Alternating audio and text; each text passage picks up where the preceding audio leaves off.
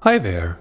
In preparation for CZN's launch, I've put together this guide covering everything you need to know about the combat system, from the absolute basics to the finer mechanics. Whether you're brand new or took part in the beta, I think you'll find this worth your time. There's a lot to get through, so let's dive right in. As a turn starts, you draw a total of 5 cards from your deck. Each card has an energy or action point cost, and you start with a total of 3 AP. Here, all cards in our hand cost 1 AP, so we get to play a total of 3 cards this turn, assuming no additional effects occur. On the left, you see the draw deck, which currently holds 7 cards.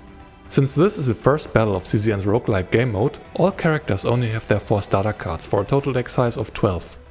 Below, you see the EP meter, which essentially is your ultimate gauge that fills up as the battle progresses and carries over between battles. Next to it you see 3 ego or ultimate abilities, each with their own EP cost. An ego skill can be used as soon as you meet the EP requirement. Characters have 1 ego skill, and by equipping a partner, CZN's weapons, a second one is added for a total of 6. Which of the 6 appear first is up to chance and changes between battles. Note that drawing 5 cards and starting with 3 AP is the game's default, but not necessarily how you should imagine the game outside of the early stages of the roguelike. For instance, you can obtain items that grant bonus AP or additional card draws. Here, the team has 2 characters with such items. After the default start concludes, their accessories activate, which grant 3 bonus AP and cards each. Now, the team starts a battle with 9 AP and a total of 10 cards. In fact, it should have been 11 cards, but 10 is the maximum limit you can hold at any time. Next to the enemy's HP is a number referred to as action count, which signals how many cards you can play before they make their move. So while CZN is turn-based, the enemy doesn't necessarily wait their turn, making combat more dynamic. Some enemies won't act before you're done though, which is denoted by an infinity sign. Below the action count, you see an icon that lets you know what to expect. Here, all targets prepare an attack, while the boss prepares a particularly strong one. In this example, the targets prepare a skill that may be a buff or heal. At the top left you see the team's HP, which is shared amongst the characters. You can see how much damage the enemies will do, assuming you don't do anything to prevent or mitigate their attacks. In the roguelike, you should prioritize attacking targets that intend to deal damage, since your HP carries over between battles. By paying attention to this, you may even find situations where it is advantageous to delay the end of battle. When the enemy won't attack, you can end your turn early to gain another round, either to have more time to restore your health, to build up more EP, or to fish for Epiphanies. We will address what these are at the end of this guide. Note how the enemy's action count advances with each card we play. You will even get a preview of their new action count as you hover over your cards, so that you can easily keep track of what's about to happen. Once an enemy cuts your turn, you won't have to fear another action from them for the round. Ego skills don't interact with the action count. You can safely use them at any time without advancing the enemy's turn. Notice the unchanging action counts of 4 and 5 on the targets before and after activation of the ultimate. Before we explore more combat mechanics, I should mention that there are 3 different types of cards in CZN: attack, skill and upgrade cards. Attack cards are quite simply those that deal damage, though they may have additional effects, which can include buffs or debuffs.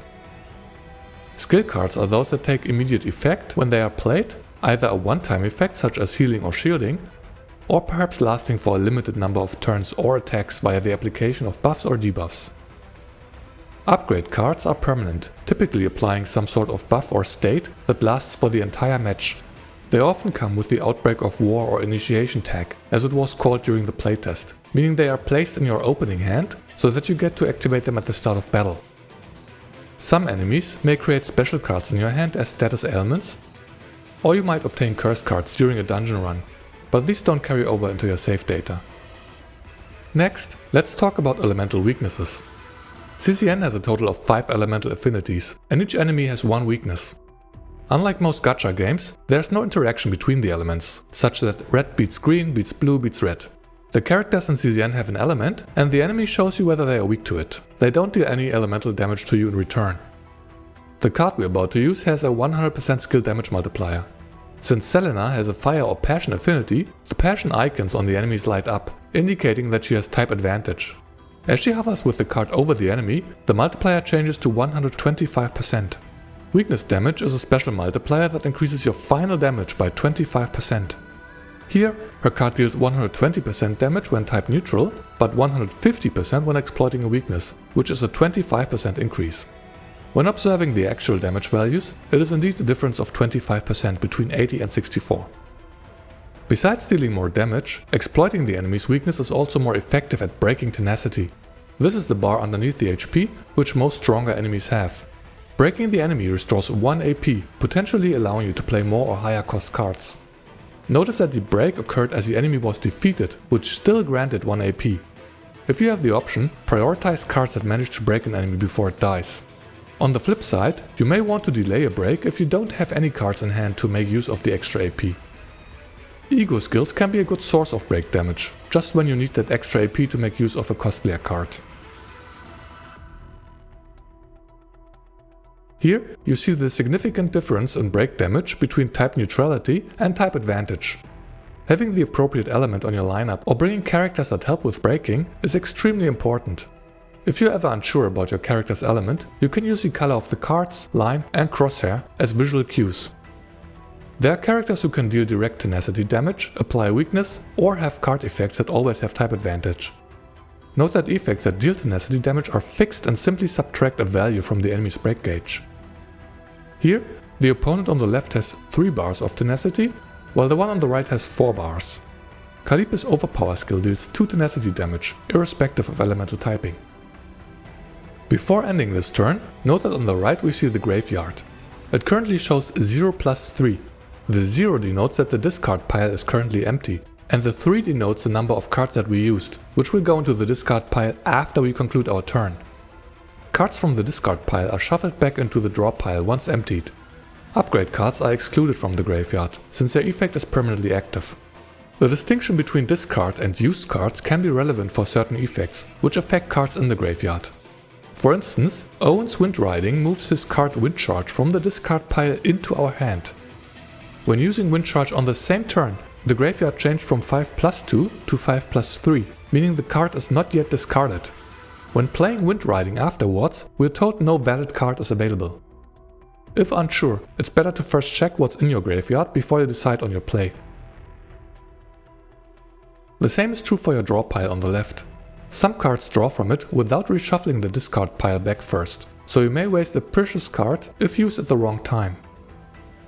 When a turn ends, all cards and AP are removed. Both used and unused cards are now transferred to the discard pile, unless they are specifically excluded from it. There are effects which can retain your AP or cards at the end of your turn. For instance, Mika, who is a free 4-star character, has this upgrade card that permanently preserves your AP throughout the fight. As we end the turn, all 6 AP are carried over while not interfering with the AP restoration on the next turn.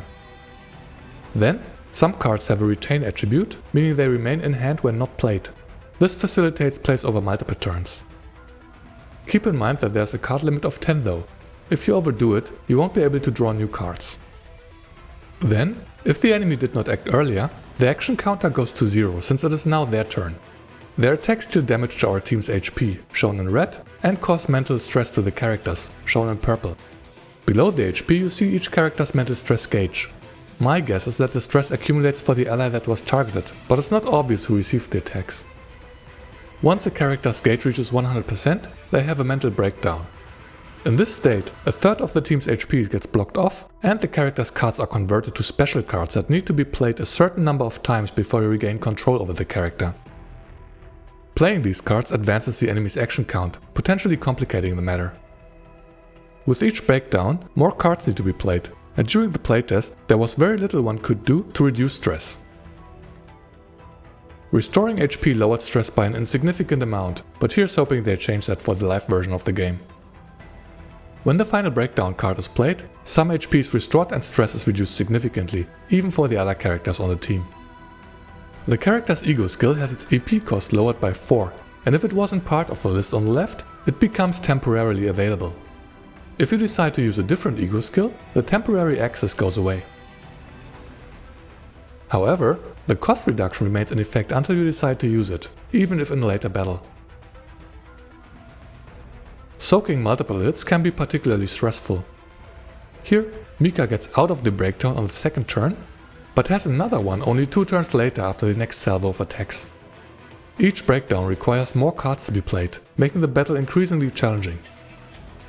If nothing's changed, the only way to reliably prevent this are shields. As shown, so long as damage is blocked, no stress accumulates. The developers mentioned that they are trying to improve the breakdown system, but nothing was mentioned besides gimmicky stuff such as characters randomly attacking the team or having sudden recoveries. With this, you should have a good grasp of the basics of CCN's combat. Let's move on to some of the finer details. You'll come across card effects that grant additional hits for your attacks, or explicitly state multiple instances of damage on the card itself. This simply translates to multiple, independent instances of damage. With this effect active, Malin's basic attack card now hits twice, dealing double skill and tenacity damage. Here, Owen uses Wind Charge to activate the same effect. As you can see, critical hits occur independently between the hits. Note that the card applies 2 stacks of vulnerability, but this effect remains unaffected by the additional hit. That is to say, even though the attack hits twice, it still only applies 2 stacks of the debuff. The reason I'm mentioning this is because quite a few enemies have mechanics that can be circumvented with high hit counts. For instance, this opponent grants itself 4 stacks of a damage buff at the start of its turn. Each instance of damage will strip away 1 stack, lowering the damage your team has to suffer. This boss has the same gimmick, just with a few more stacks you need to remove. As we continue to attack, the predicted damage to our HP shrinks. This weekly boss is a particularly annoying example, as it obtains 6 stacks of a damage reduction buff every turn, lowering your team's damage by 70% against it. If you can't deal 6 instances of damage, you'll have to grind it down very slowly. Using attack cards with multiple hits makes your life a lot easier for such fights. Here, the attack deals 4 instances of damage, stripping away 4 stacks of the boss's damage buff in one go. With cards like this, having to deal 6 instances of damage per round doesn't sound so daunting anymore. Therefore, when choosing between cards that deal damage once versus multiple times, going with the latter is usually the better choice. On that note, there are characters that have out-of-turn attacks. For instance, this debuff grants an extra attack against the afflicted target when playing an attack card. Here, the boss has 2 stacks of its defense reduction buff. The attack hits and removes 1 stack, but the triggered follow-up attack doesn't. The same is true for counterattacks, which occur in response to receiving damage from the enemy. This target has 6 stacks of its damage bonus. As before, the follow-up extra attack doesn't remove a stack. Then, the enemy uses a multi-hit attack, dealing 5 instances of damage. This triggers 5 counterattacks from Magna, which in turn makes this a decent gimmick against enemies with such high hit counts. As you can see though, they don't do anything to the buff stacks. We have to keep this in mind for team building, though it's not clear if every out-of-turn attack is the same in this regard. For instance, Rinoa's Dirge Bullet performs an extra attack when moved to the graveyard at the end of the turn. As you can see here, this extra attack actually does remove a stack. Perhaps because the attack is activated by its own card, in contrast to the previous examples, which were the result of buffs and debuffs. Next, let's familiarize ourselves with card attributes or tags. These are non-specific effects listed in brackets above a card's individual effects. They are not tied to a particular character and are key to understanding some kits. To illustrate, Calliope combines 3 of these into one card.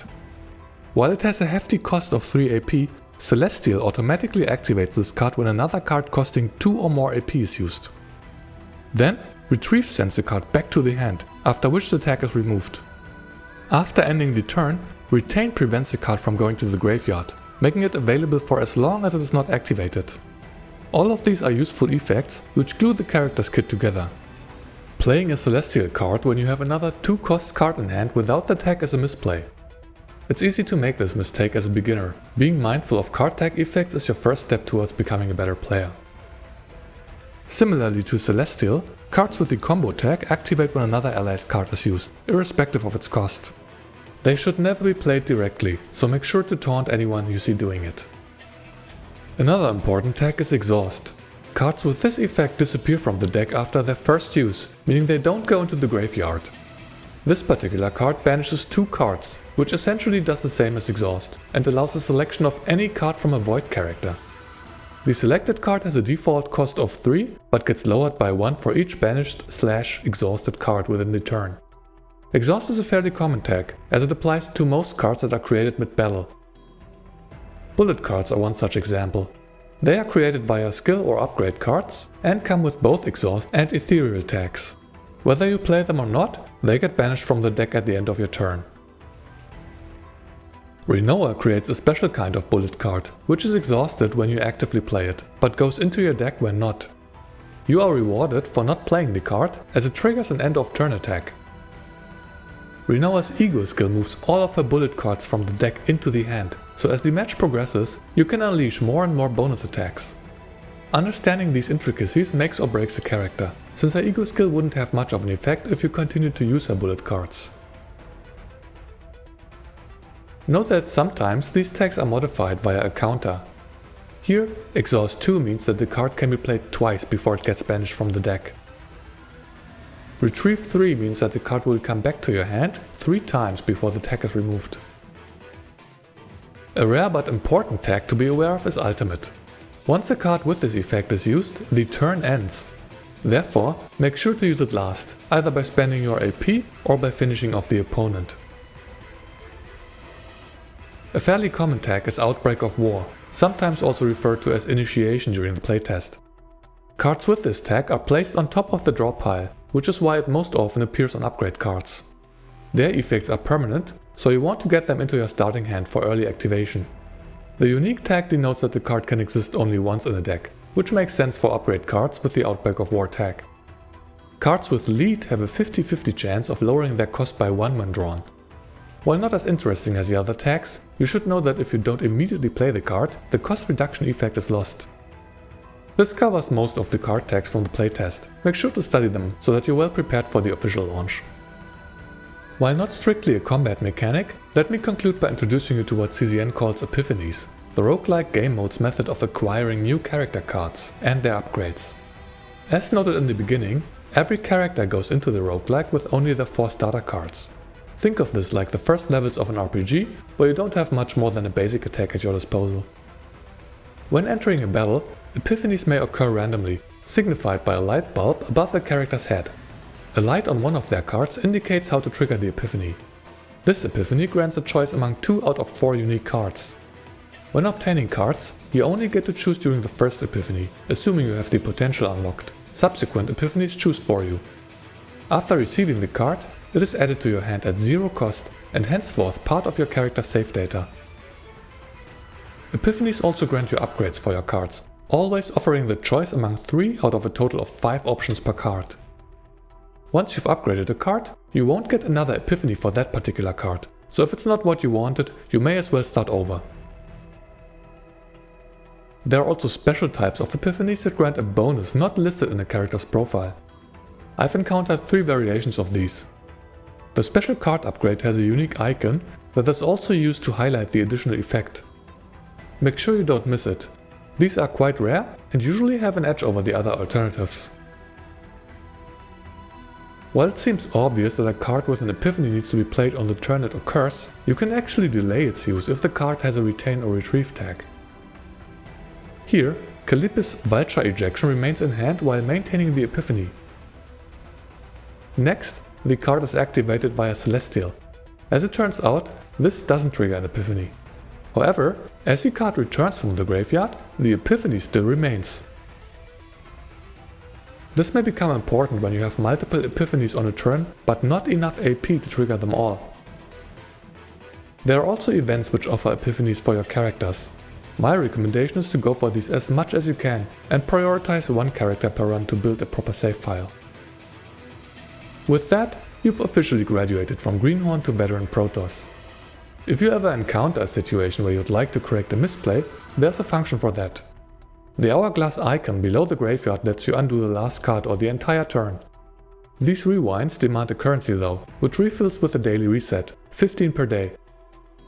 Don't use this function too liberally, since the same currency is used to retry dice rolls and events. In any case, I hope you found this guide helpful and feel ready to embark on your first expedition into the chaos. Are you as excited for launch as I am? I'm definitely counting down the hours. If you have any more questions, don't hesitate to ask. Thank you so much for watching. See you next time.